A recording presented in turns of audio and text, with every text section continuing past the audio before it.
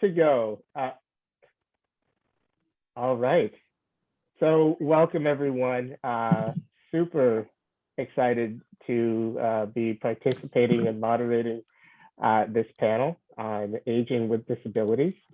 My name is Eli Jalardin, CEO of Marin Center for Independent Living, fan of many faces that I see on this breakout group, and big fans of the panel and the panelists we have today, who will introduce themselves in a minute, but really play a critical role in supporting our older adults, people with disabilities, and for the purposes of this conversation, our community that's aging with disability.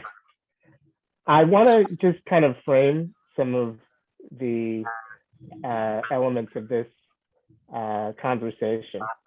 You know, Marin is, I'm hearing some feedback.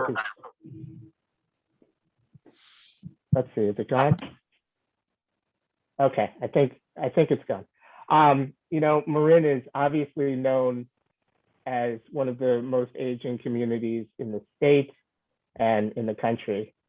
And at times, it overshadows the fact that we're not just an aging community, but we're a community that's aging with people with disabilities and people with disabilities who, and a community that's aging into disability, recognizing that as we age, acquiring a disability and having, you know, a disability related, you know, condition is just part of aging. It also really is a conversation around equity. And we heard a lot today about the intersection of ageism, racism, but also ableism, recognizing that as we age and our activities of daily living, needs and needs for caregiving, housing, transportation, food, nutrition, as our needs change, we need to live and access a community that supports individuals at all different levels of access and functional needs.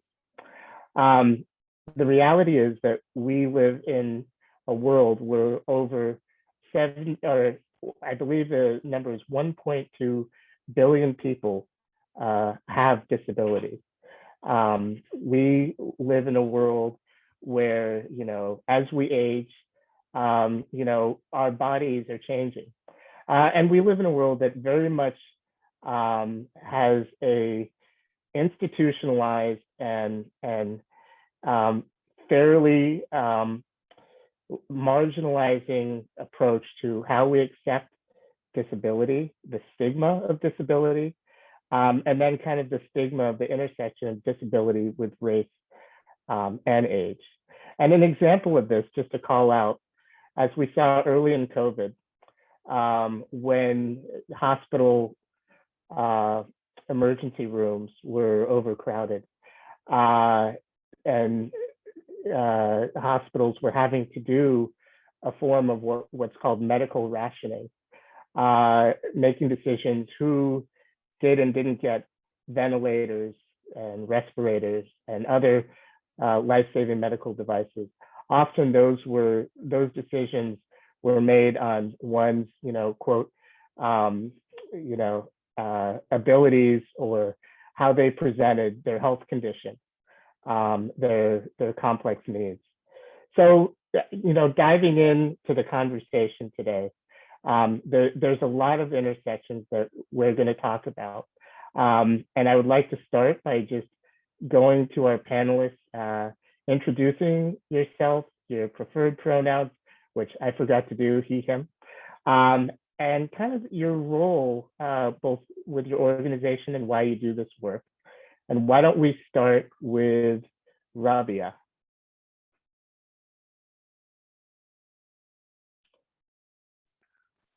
You caught me off guard there. Sorry about that. Good afternoon, everybody. My name is Rabia Dao. He, him. I am the Director of Outreach and Advocacy at Guide Dogs for the Blind. I'm looking forward to today's conversation. Thank you, Rabia. And Lori. Hi, everyone. I'm Lori Frigoli. It's my honor to serve as your district attorney, and my pronouns are she, hers. Just briefly, I've been your district attorney, elected district attorney since January of 2019, but I've been in the office for over 30 years. So I've seen a lot of dramatic and positive changes. Our office is basically the chief law enforcement agency in the county, but we don't really go out and arrest people. We review reports when they come to us. And so to that end, we deal a lot with seniors and immigrants and elders who have been the victim of crimes. And from January 1st of 2017 until today, we have filed 123 criminal cases of some form of physical or mental abuse against seniors. And we had other cases that involve financial abuse.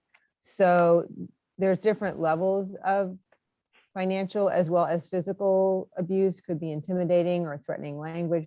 But we are very aware of these cases, and we have advocates who are in the community, our underserved communities, specifically in West Marin. And then also we have an advocate that goes out to the Novato Senior Center and educates seniors about how we can help them.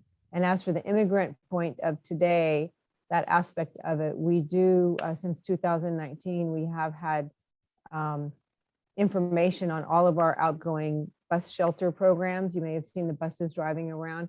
And they always say that you do not have to be a legal resident to report a crime. And that's important information we like to get out there. So that's just one small piece of how our office, excuse me, plays a part with all our community partners. So happy to be here today.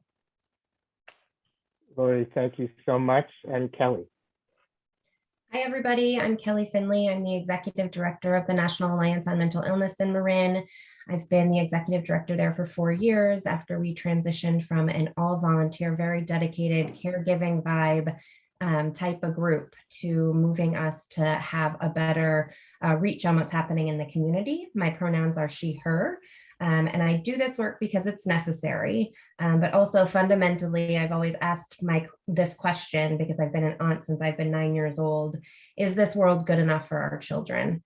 And I think when we think about the 1.2 billion people who have disabilities, fundamentally, I still have to answer that question as no. So it's my goal to work myself out of the job, but help in any way collaboratively to build a better world for everybody. Thank you so much, Kelly. So the first question for our panelists, and let me just preface that, we're a small group here, so let's be informal and interactive. If you have questions throughout this, we have about 4 or 5 key questions we want to ask. But as attendees, if you want to raise your hand or put your question in the chat, Sebastian, who's our room moderator, will help us make sure that we get all questions answered. And again, we want this to be more of a dialogue. So first question, and this really touches on a lot of what we've heard today already, but aging in place is a challenge for everyone right now. And what emerging trends or barriers are you seeing people with disabilities encountering during the pandemic? And how is your organization or you in your role combating those barriers? Who would like to go first?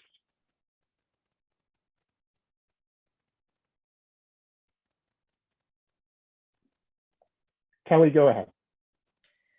Sure. So this question was challenging for me. As I continued to think about it, it got more challenging. My instinct was to speak more to our how we've dealt with all of these issues. But in general, we've just seen the impacts of long-term stress and uncertainty. That's a part of the disability community. It's often certainly part of the severe mental illness, that it ebbs and flows, that there are multiple challenges we struggle to face. And also we're seeing a new influx of people dealing with mental health challenges. So we both have the exacerbation from the pandemic of what people were facing prior to the pandemic. And then we also are seeing new families come into our community.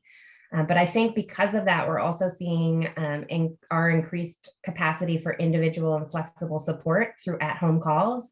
We have a helpline, for example, that was always in our office, standard 1 to 3 hours, Monday through Friday, run by our volunteers. And now we have a much more broader operation because folks were able to work from home, better access to technology or different technology on our end to better support people in the community. So I think that has been really great to be added to the landscape. We've also been able to add COVID specific, pandemic specific, long-term specific resources online for folks to engage in too, which are less reliant on our traditional formal mechanisms of things like support groups or education classes, which we also offer, but really ways that day to day we can take care of our mental health. Thank you, Kelly. I mean, mental health and the social isolation and how that's impacted all communities during COVID is beyond quantifiable, and just it highlights and really spotlights, like we've seen with many essential services and supports during COVID, the need for more comprehensive and integrative and collaborative supports for individuals who are experiencing mental health. And daily, right? Yeah. And families, daily exactly. preventative. This should just be part of the deal all of the time, because while we're not going to have many pandemics, we're always going to have many challenges in our lives, and we should all be equipped to handle them. And when we're going down, someone else should be able to help us lift it. Absolutely. Thank you. I want to second that as well, Eli. Obviously, we've all experienced isolation over the last couple of years, but from my angle here of the blindness community, one of the biggest barriers for those who are blind is they cannot jump in their car and go somewhere. And that adds even more to the isolation. Whereas you may be able to go visit your family if they live, 5-10 miles away, 20 miles away, or even 200 miles away, because you're driving safely in your own car. Somebody who's blind living alone just cannot do that, unfortunately, not these days. And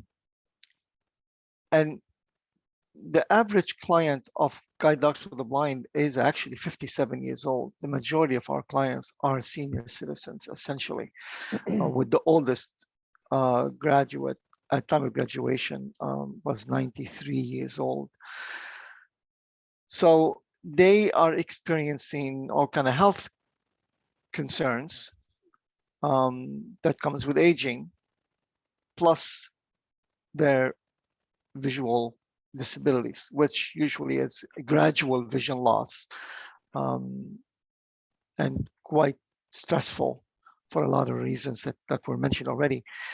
But things like going to the grocery store, whereas I used to be able to go to the grocery store and ask for assistance to go around the store, pick up my groceries, you cannot do that suddenly because of the need for social distancing. Whereas I may have been able to get on the bus to go to my medical appointment, that again was problematic because I get on the bus and I don't know which seats are open. So I don't want to end up, sitting next to Kelly and she gonna get alarmed because, oh my God, what if he has COVID, right? And vice versa for that matter. And things like ride sharing, I'm sure many on this call are aware that we've had challenges with taxis and ride sharings discriminating against guide dogs and service dogs. And this, the COVID-19 and the need for social distancing gave them another example to discriminate against us. So they would claim that the person wasn't wearing a mask when they see me with a dog. They don't want to pick me up because of the dog, but they claim that I didn't have a mask on. And it's, he said, she said, basically. Many people were denied rights because of that. So there's that added, stressful element to just everyday living, going to your doctor's appointment, going to pick up your groceries or taking your kid to the doctor for that matter, or going to pick up someone from the pharmacy or what have you. So on the flip side of things, by nature, animals are comforting, including service dogs. They're nice companions, especially at stressful times. That has been a great comfort to our graduates who have service dogs. We increased the virtual meetings, both peer-led and clinical kind of led meetings online, just to strengthen and to support that sense of community. Blindness is not that common, and only about 10% of those who are legally blind have guide dogs. So you may be the only one for tens, and sometimes if you're out in rural areas, hundreds of miles with a guide dog or a service dog, period, not just guide dog. So seeking that support to maybe affirm the fact that I did have trouble today at the grocery store because I couldn't get assistance to do my grocery shopping. That's comforting. You're not going nuts. You're not out of your mind. You're experiencing stresses that other people can validate that they are stresses due to your disability, and that's comforting in its own way. We did develop techniques and methods to address the social distancing need in public, and we developed a video, for example, in collaboration with another guide dog school on the East Coast, CNI school, and a couple of airlines, which was a big accomplishment, bringing together United Airlines and Alaska Airlines, who are usually competitors and don't get together on these things. But we led that effort, developed the video, and the video is free, currently in distribution in airports and among airline kind of professionals, staff, just to give them some support that this is how you can interact with somebody with a service dog safely and maintain your social distance and provide a reasonable service, maintaining and respecting the dignity of the traveler. We shifted some of our services that used to be in person, campus tours, those kind of things, that are virtual. It's not easy to do virtual tours for people who are visually impaired because you cannot see on the screen. So that has been a challenge, which we are still working on. And we've had a lot of good support from the community about that as well. And we have continued to support our community with advocacy, supporting their complaints with companies like Uber, for example, when there is discrimination, and coming up with this video with airlines and airports to facilitate that communication as well. So that's some of the things that we've been experiencing over the last couple of years. Rabia, thank you so much. And thank you for calling out the barriers of transportation. And frankly, as you outlined, the discrimination that the blind community is experiencing around accessing transportation. Lori, I'm wondering if you would like to reflect on any challenges or trends you're seeing from the DA's office. Sure, I would just really echo what both the other participants said, especially Kelly. It was really hard. We had this short discussion yesterday, and then I think the more we all thought about it, the more difficult it became to really articulate what we were doing and how was it really helping. But I would say, we already know how difficult it is for someone to age in place, whether even whether or not they're disabled, either physically or mentally. And so it was compounded by receiving access to our office. The courts were closed, so many cases got put on forever, it seems. But our staff was here, and I think that the most meaningful thing that happened as far as resiliency and contributing really to helping out, we did see an incredible rise in opioid overdoses and abuse. We kept our courts, those courts running, the treatment courts remotely, but it was still really difficult. But people might not know that county employees are also tagged to be disaster workers, and we were all called out on every level since the pandemic started, and some of us are still working. And so the most valuable thing for a county-wide, for me, working with our other colleagues in other departments, health and human services, at the food banks or the vaccine centers, we really bonded to really appreciate how much we were helping the community on whatever level we could on that moment in time. And especially our Spanish speaking advocates, victim witness advocates, were really put to use more than full-time, whether it was at the vaccine sites, the food banks. They also answered the phones for the landlord tenant concerns. So it did help us feel really good about what we were doing, although sometimes it seemed like an uphill battle, and we said, we're just going to have to pivot. But some days it just seemed like we were just spinning. But we all did good work as county colleagues, and we all learned a lot. So I think that would be the one positive thing that came out of it. And we also opened a veterans court. I know yesterday we had a discussion that so many of our disabled seniors are veterans, and that's a treatment court that we opened up, I think we're on our 3rd month now. So we were able to get some good work done to help people who do need those services. So that would be my addition. So thank you, Eli. Beautiful. Thank you, Lori. And you're definitely touching on our next question. I just want to add, kind of on this intersection of race, disability, and ageism. One of the other challenges, barriers, frankly, overtly discriminatory practices that we saw early in the pandemic, and I'm just going to call it out, during the Trump administration, was the change in public charge rules, which specifically called out immigrants with access and functional needs who access public benefits, and questioned their eligibility as residents. That stigma was and fear of jeopardizing one's own immigration status or their family's immigration status caused many immigrants with disabilities and older adults not to access the healthcare and public benefits they needed.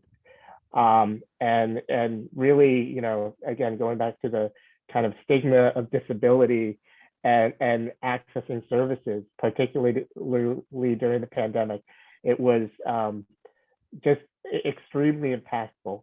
The silver lining on that, and this kind of goes to some of the collaborations, Lori, you were talking about, was that Marin County formed a public charge work group, a partnership between the County of Marin and the Marin Community Foundation, and many CBOs participated in that effort. And that's turned into a larger work group around the Immigrants' Rights and Justice Task Force, which is really looking at the intersection of race, disability, and ageism, and is an opportunity to continue some of these conversations. And there was some good work done during the pandemic, particularly around vaccine rollout, which, as we saw and we've seen, Marin represents one of the best vaccination rates in the county amongst all communities. So kind of going into the examples of resiliency and adaptability that we've seen. So just, framing this question, resiliency and adaptability is absolutely essential as we, people with disabilities, have to embrace it in order to navigate daily life. And I'm wondering, for our panelists, if you can provide either examples of personal resilience or resilience you've seen in the community during these challenging times. And then kind of as a follow-up, based on what you've seen or experienced, how can one build and expand their personal resiliency and adaptability during this unusual time that we're in? So I know that was a lot, but love to hear some of your responses. And why don't we go, Kelly, if you don't mind, love to hear your thoughts. Sure. Yes, I could talk forever on this part. And I also, you'll find, it just depends on the day, how much I'm talking about the problem or the solution. So we're doing a little bit both today. I think one of the things that came up for me in thinking about this question is that stigma requires silence to survive. And when I first came to Marin 4 years ago, I took over 120 community meetings because I don't feel that I should be purporting anything about a community unless I understand what the community members need. And one of the things that we heard over and over again was how hard it was to share their story with other people. I would be in a church where a parishioner who had been at this church for years would suddenly hear who I am and what I do, and with tears in their eyes tell me the story of their loved one with a severe mental illness or disability. And over time, it just felt that it was something as NAMI Marin we really needed to tackle. And we had the opportunity to do a storytelling series. And so much of what breaks stigma is telling our stories and doing that honestly and really leaning into the truth of our experiences. And the opportunity that the pandemic gave is that it did to some degree level some of our collective reality. It became easier in some ways to find safety in sharing our challenges because everyone, in some ways was facing a challenge. Those challenges are different, the barriers are different, but there was a uniqueness about, or a commonality about what we were each experiencing uniquely. And personally, we had done the storytelling series very successfully in person. The idea was that we would be inviting the public into someone's living room. We would be using consent and agency that often people with disabilities don't get to have and don't get to deploy in their day-to-day lives, but particularly around systems, to create events that were reflective of who they are. So what music we chose, what food we brought, what colors were even in the PowerPoint, everything we did was approved by the storyteller. And moving it online, I was worried that I wouldn't be able to create a sense of safety. I was worried that I wouldn't be able to properly honor the storyteller, because that's never my job solely. It was for us to do as a community. But if no one asks a question, or if no one honors that person after they just told a story that isn't normally told, I worried about that. But it was, when we're talking about what helps us personally move to a more resilient point of view, it's community. I had the option. I could have just not done it or been too afraid, but it was too important to the community that we kept that going, and we were able to move that online, and it was incredibly rich. And I was able to put in things like me honoring and acknowledging the storyteller to sort of build skill with the community, and also make sure that line that used to be in the center aisle, remember when we were all together, there'd be an event, someone would have a great speech, someone would tell a great story, there would be maybe a clapping, but what there always was for our events was a line down the center aisle. So I had to find a way to recreate that line down the center aisle where people would individually tell that person how much what they said meant to them. And we were able to do that. And so that was a big win of our adaptability, our resiliency, and how we can't do those things unless we're together in community. And then lastly, I was as a community-wide effort, I was the co-chair of the Suicide Prevention Collaborative in this last year. And 4 years ago, I met with young people, and they had specifically asked me to focus on anxiety, depression, and suicide prevention. And I was stunned by 17-year-olds asking me to fill a gap that was so significant and so heartbreaking to them and heartbreaking to me. And 4 years later, in the middle of a pandemic, we've had a successful first year of countywide collaborative around suicide prevention. So it's just a reminder to never doubt the movement we can make together, and to always hold out hope for the better world for us all that we can create, even in circumstances we could have never prepared for. Beautiful, thank you. Lori, any additional reflections on resilience and adaptability. Yes, I want to have whatever that 96-year-old man who spoke this morning, that what there's a line in the movie, I'll have what they're having. We really try and remain positive no matter how sad things get. And Kelly, we've done work with her collaborative as well, the Suicide Prevention Collaborative. And it's interesting you talked about the church, because the one thing that I found for resiliency in seniors to help them is their church. But I think there's different levels of stigmas and being silent and being ashamed of a situation. But to add resilience to seniors, my personal experience is that was very helpful to my mother. And also music. I think sometimes we forget about the powers of music and how positive that can make a person feel, even if it's momentary. But I've seen that be really successful. There's a group of young Rotarians who created some music from different eras of life, and especially going back to the war times and the Depression, created music, and then they would bring that music to the seniors who were in homes. I think they were going up to Napa and doing that, and it was really positive and really a positive influence. And small things like that do, I think, contribute to resiliency. So that's a small part, and Kelly's talking about the bigger picture, but that would be my only addition, I think. So Thank you. Rabia, your thoughts or what you've witnessed around resilience? Sure. Well, I just want to give an example to start with.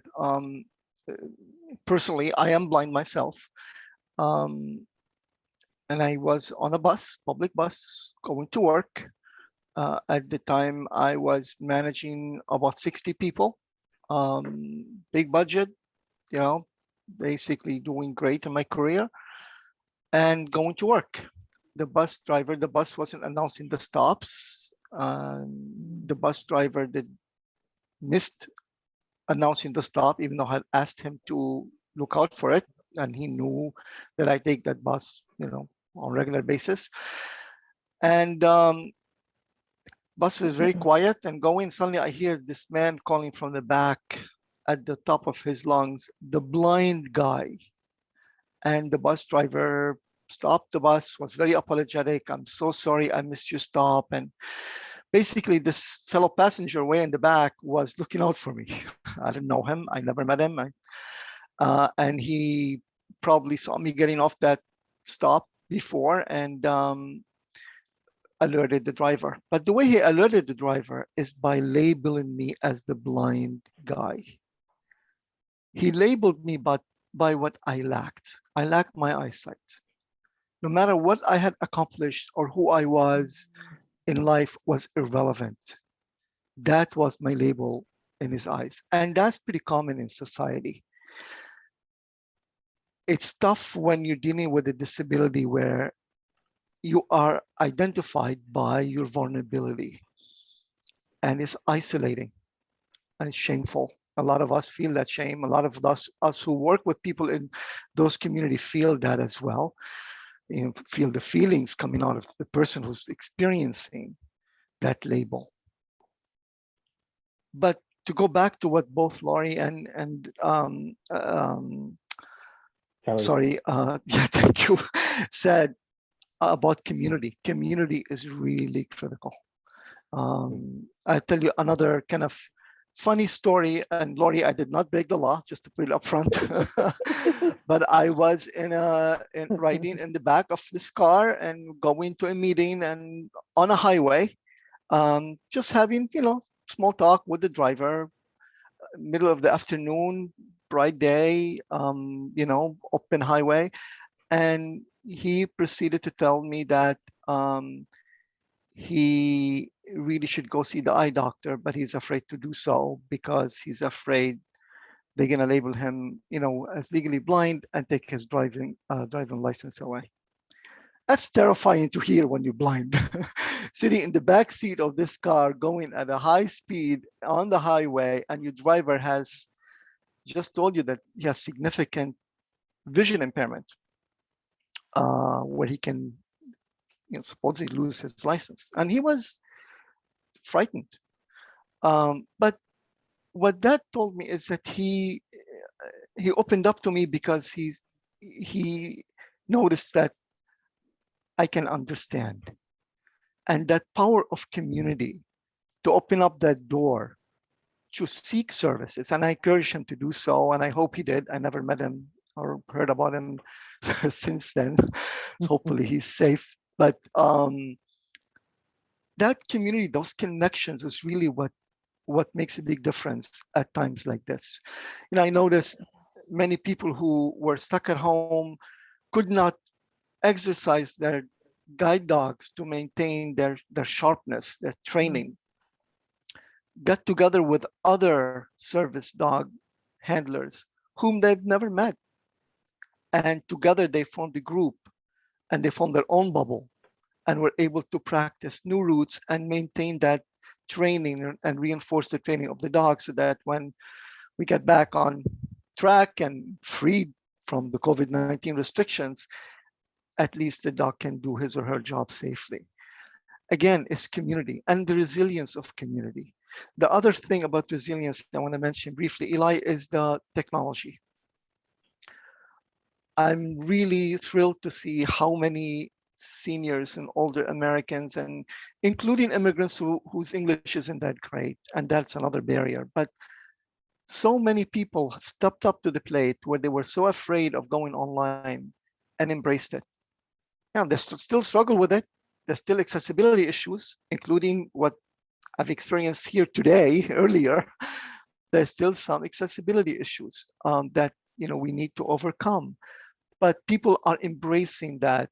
And to me, that resilience is really, comes from, the experience of having to adapt constantly and figure out how to exist in a world that is really designed for sight. And at times like this, it becomes even more critical that we dig deep to adapt even more so.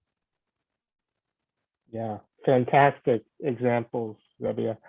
And all of your examples around resiliency and adaptability made me think about, the wildfires from last year, and this year, and the year before that. That our community and the communities throughout California are facing, and how resiliency and adaptability play such an incredible role for people with disabilities in order to kind of weather the smoke, the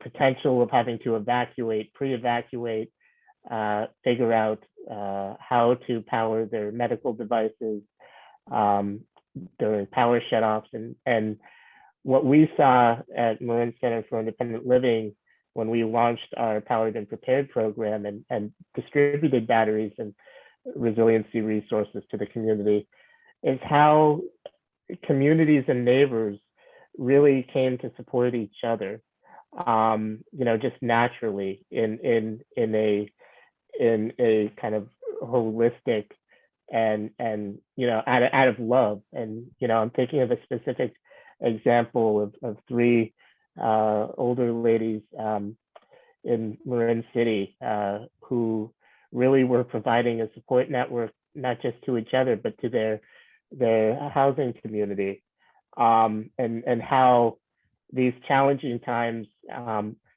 have really necessitated that we as friends and neighbors and care for each other in ways we might not have done as intentionally prior to COVID. But all just great examples, and recognizing there is still so much isolation and folks who are shut in and not able to access these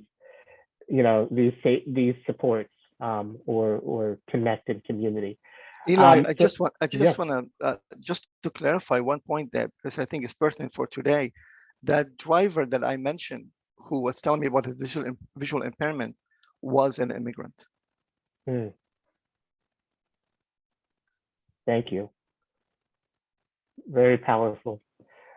So this is kind of a change of pace, but looking at all the systemic barriers, the ways that our community and our community of people with disabilities has had to adapt during the pandemic. If you, panelists, had unlimited power and influence to address these systemic barriers that we're seeing and have seen, whether it's affordable housing, transportation, isolation, disaster response, access to care, all the barriers that people with disabilities are currently encountering, what would you tackle first and how would you change it? So what barrier would you remove and how would you remove it? Unlimited power and resources. You're a superhero. Why don't we go with Lori? All right. Through the years, my answer to this question has changed, but at this moment in time, I want to say I am really supportive and hopeful for the governor's program to provide housing. And we have so many great resources here in Marin with Homeward Bound and our other housing advocates that we have. So the housing would be a huge one, whatever we can do to really look at that on a systemic level, including systemic racism. That, to your words today, Eli, we just need to call it out like it is. It's there and it's affected everyone on every level I can even think about. And it's been going on historically in this county. We just need to own it and address it. The other thing I would say is, seriously, we need to really sit back and, especially having acknowledged, I hope, how essential immigrants are in this state. We in our office are one of the few to have an immigrant attorney who assists people along with the public defender when they have immigration concerns. But, we really do have to find a path to citizenship for our immigrants. And I think that goes back to the systemic issues, but also the trust and the fear could be alleviated. Probably not right away. There's still going to be people, depending on our government structure, who might not even be trusting of that process. But, I'm mindful it was Elaine showing the picture of her mother on the day she got her citizenship. And I think we have people here who are working hard and contributing, and we just need to step up and do that on every level. And that takes more power than I have. But I think those would be, if I was going to pick two things, those are the two I would say today. So. Fantastic. Those are good ones. Kelly.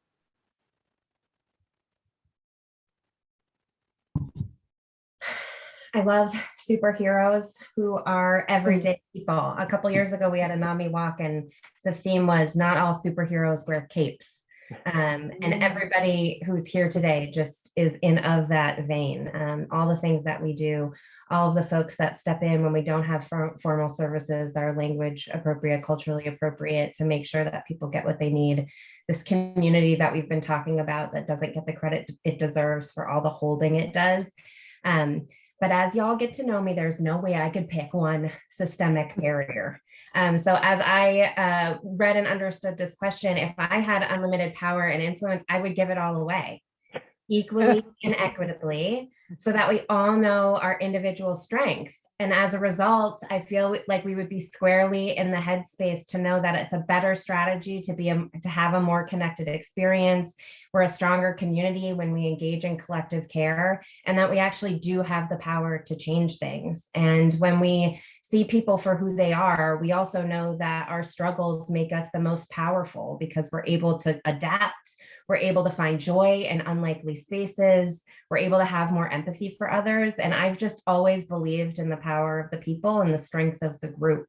So to be honest, I would just flip the script, upend all of our current systems, and help create a collective care model that was in place to remove all our systemic barriers, because I think collectively we could actually do that.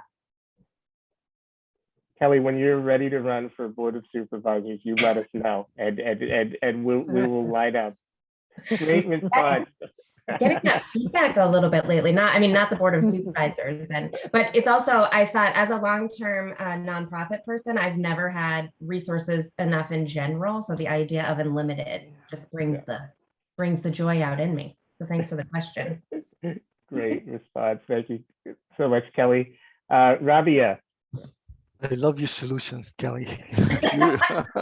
You're dangerous, but they're great. So I have three different angles on this, actually, Eli. One of them is addressing the immigrants specifically. Uh, One of the things that I think we can do better with is a better multicultural approach, messaging, if you will. We're quite ethnocentric with things like independence. To somebody like we've heard from earlier today, independence is not that critical to them if they're living in multi-generational household, but self-sufficiency is. And that just adjustment to some terms, like cultural terms like that, may open up the door for some of our immigrants to be receptive, let's put it this way, to services without being threatened, culturally threatened. The second group I want to address is the blindness community in general. And I'm going to go back to transportation. If I have that power, transportation would be definitely one of the things I would love to do. And hopefully we're heading in that direction with those self-driving vehicles and what have you. But transportation is a significant barrier for the blindness community. And the third one, specifically, the service dog community, including guide dogs, and that is the fraudulent certificates that are flying everywhere these days. People are selling them online for $20 or $200, taking advantage of the public and promising them that they're, with the certificate, they can take their pet into publicly restrictive areas, things like hospitals and restaurants and on a plane and what have you, and causing a lot of problems for the pet who gets frightened and the person who he or she may attack, or for that matter, the service animal that the pet may attack because they're frightened, and the general public. And it's actually making the lives of those of us who are service dog handlers quite complicated, because we're suspect now. People look at us as like, is this a real service dog, or is this one of those fake ones who just, claim that they need it? And it's creating a lot of problems for people. So those are my answers. I mean, you guys all aced that. Fantastic. Since it's my question, I'm going to answer it as well, which is, recently the governor signed SB, I believe it's SB 639, which is the removal of subminimum wage work, ensuring that people, many of whom are people with disabilities, with intellectual disabilities, are paid a living or at least a fair wage, not below minimum wage, for equitable work. Now, that is a huge victory that our community has fought years for, and it's significant. And now it's the next step. That's removing subminimum wage. But we know that our community, one of the most expensive in the state and in the country, where the cost of living is around $28 an hour, and the reality of what it takes to, whether it's afford housing, home care, live in the community. We as a community can do more to increase our living wage for our caregivers, for our child care providers, for people with disabilities, for essential healthcare workers and essential workers in grocery stores, our immigrant community. So this is a completely partisan pitch, but I believe we have a huge opportunity To move, I believe our rate right now is around 15-20 an hour. If we look across the bridge at San Francisco, the living wage ordinance is around 18, I believe, dollars an hour. So we're at least $2 or a little more than $2 an hour below a similar cost of living, county neighbor in San Francisco. This is a huge issue and opportunity for us. So I don't think we need to be superheroes to do it. We just have to be organized and intentional. All right, I will get off the soapbox. Move to the next question as we're wrapping up. We have covered a lot of ground, and you've all spoken beautifully and directly about your work, the communities you're serving, the impact that you've seen in the community. I'm wondering, going back to this intersection of racism, ageism, and ableism, how can we as community members, as community partners, as organizations, as leaders, how can we move the needle on equity? What are some tangible steps that we should be taking going into the next phase of, whatever we call this post-COVID or post-endemic world? It's a big question. Rabia, I think you're ready. Go for it. Sure. I think we can start at home. So one of the things that we're going through at Guide Dogs for the Blind, which is a significant employer in the community here. We have about 160 people or so based here in San Rafael, and almost 300, countrywide. One of the things that would hit anybody when they look at our workforce at Guide Dogs for the Blind is that we are primarily it's a white women field, and obviously human services, I think, is pretty more or less the same, but it's very much so at Guide Dogs for the Blind. And one of the things we're doing right now is we're actively recruiting diverse workforce. We're putting in place all kind of measures to flag things like computerized systems we used to use for to screen resumes and applicants. We have done away with some because they were actually keeping away people who we want to bring in for diversity. So things of that type, I think it's important to start at home. Even services, making our services more accessible to the wider community, regardless of disability. One of the things that happened over the last 2 years, I'm sure we all experienced it, signs went up everywhere. To remind us to put our mask on, go this way, this all kind of pathways along on the ground, zigzagging lines at the grocery stores and other places in government buildings so that people are not too close to each other. A lot of these were not accessible to people like me, who are blind, to people who are have learning disability, dyslexia, who may not be able to read, and so on and so forth.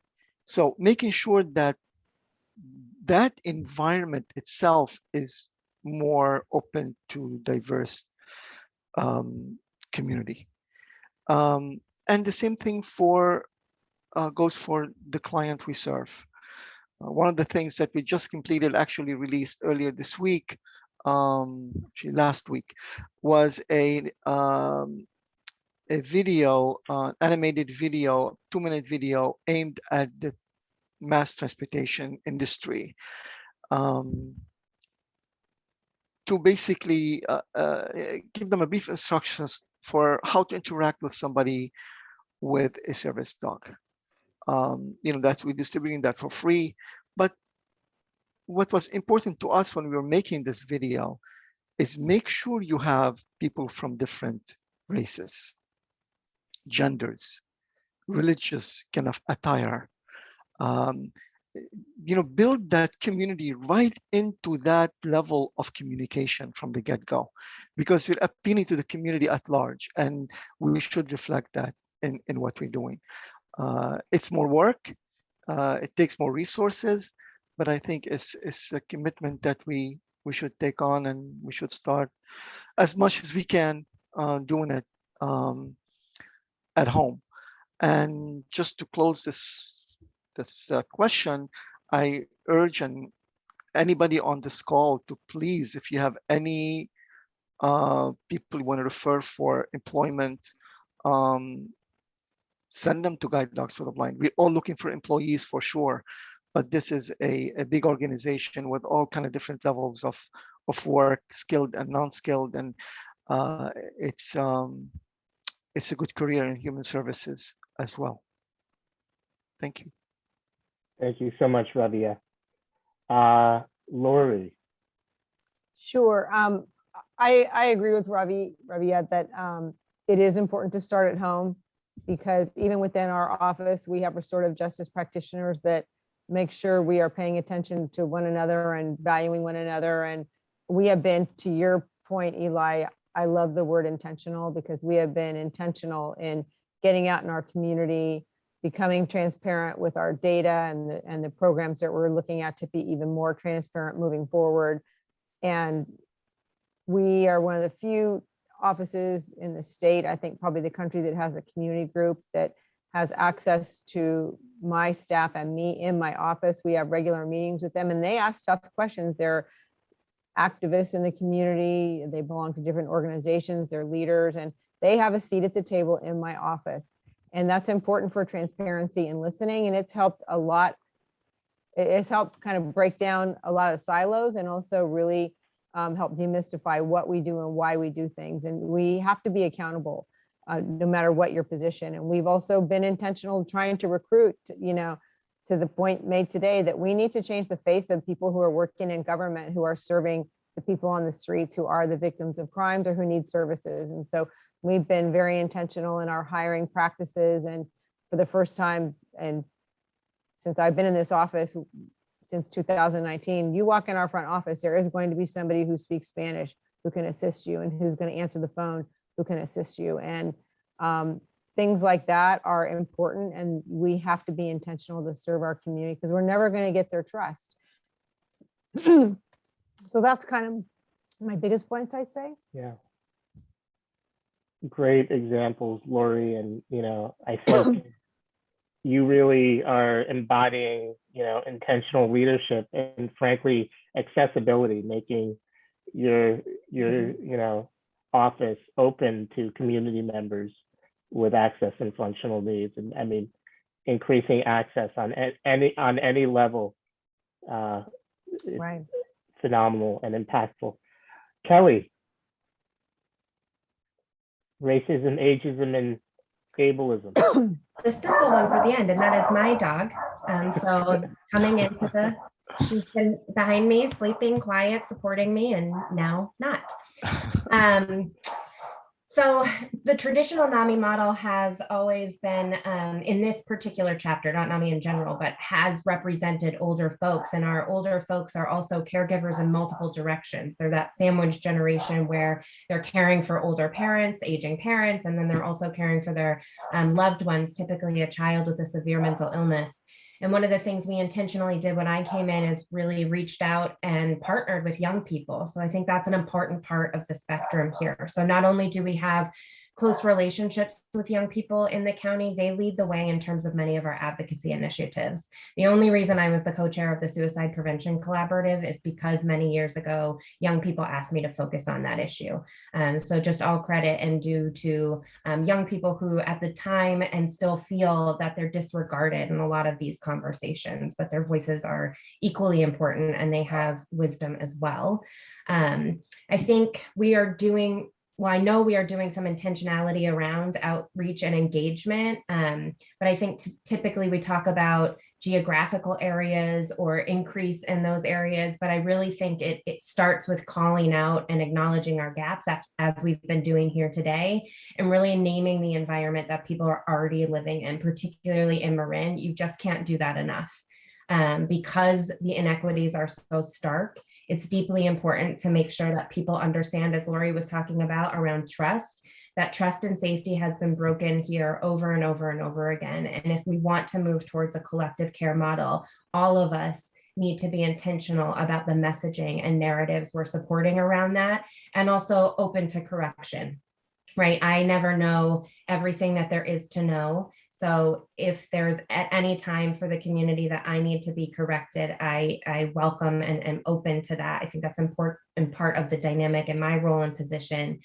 And then looking at outreach and engagement from a lens, from a specific lens. So one of the projects we'll be working on at the end of this year and into the new year is increasing family supports throughout the county. And we're going to be doing that by decentralizing staff. So staff won't be in an area where the community needs to come to them. They will be embedded in the areas that we want to support and work in, and using informal support systems. So having a coffee, visiting people's homes, having conversations about their families, versus more traditional types of outreach that require things that can be off-putting to people. And then training a diverse team of facilitators that come with paid labor. So Eli, I'm so glad that you mentioned the rate of pay in Marin. This is a deeply difficult experience for many service providers in the county as well. If we do not have a network of care that properly reflects who we serve in Marin, we will never be able to meet our collective goals. And if we don't pay people what they deserve, we will never be able to meet our goals. And I'm intentionally trying to upend and combat our low pay and often unpaid culture in Marin by not entering into contracts that don't have a very high rate of pay. So I don't want to be complicit in that system that we've been engaging in for so long. And I don't want to engage in unpaid labor, emotional, mental, physical, facilitator, or otherwise. And then lastly, really our storytelling series. It really does represent a vast group of people who are in the county and putting their stories first. We have to go now. Thank you so much. Holy cow, I thought we had more time. You all are